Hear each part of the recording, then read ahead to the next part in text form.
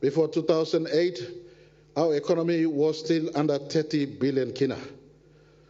After 2008 to 2019, when I took over, the economy was 79 billion kina. One project in a major hit to the economy had influenced the economy in this manner. Today we sit at Hilton Hotel.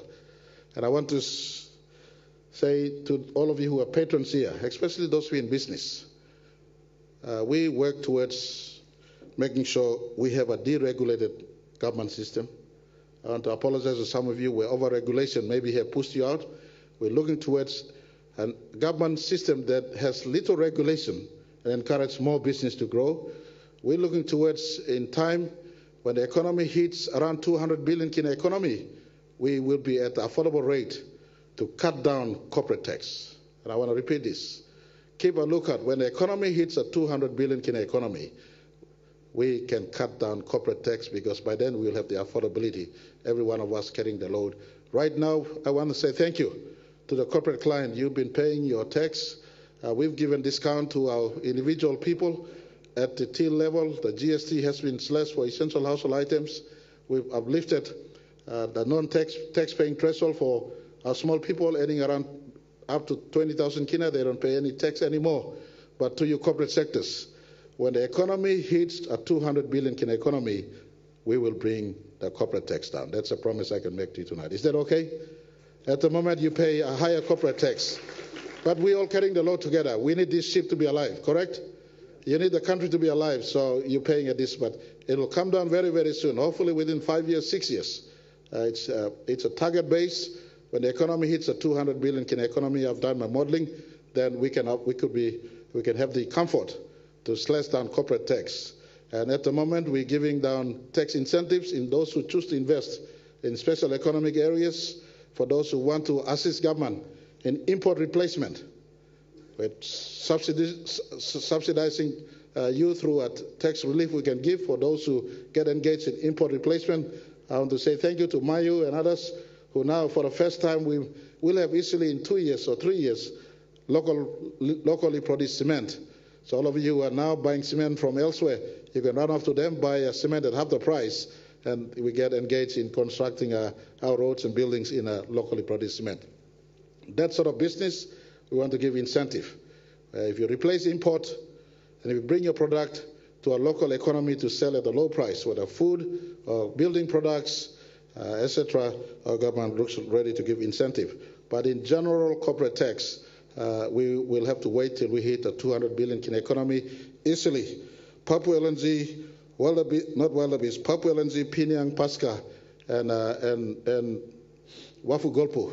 These 5 projects could easily push us to a 200 billion kina economy level. The rest of them, I want to read the rest we have running around. Tolukama mine is now, guess what, back up and running. Tolukama mine is now, we're going to reopen Tolukama mine. Woodlark and Misima mine that was phased out is being reopened. Mount Kare and Kiliteke in my province, I've asked them to restart up these 2 big gold and copper reserves sitting up there. We got Wild Dog in East New Britain being reworked upon. Yandara in Medang, we're looking at bringing that also and across. We have some work happening all over our country, including Manus. For those who are in Manusians, Rio Tinto is in Manus doing some exploration right now as I speak in the mining sector. For Oak Teddy, we've now put 20 more years of life to Oak Teddy. Oak Teddy would have closed in 2029. We came on board, find more reserve. They found more reserve. There's 20 more years to Oak Teddy. Porgera is now back in production. One of the reasons why I left O'Neill government was he wanted to give Porgera under SML1 terms, and I said, no, it's time we get better from Porgera. And thank God his government was changed. Our government's got in. We sat down for 3 years. We're now getting 51% total value from Porgera in as far as equity is concerned. And today, that time I was not prophet, but I told everyone, write it down. Gold price will go past 3,000 at the very earliest.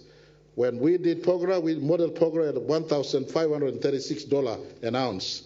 Today, Porgera is benefiting from $3,400 an ounce.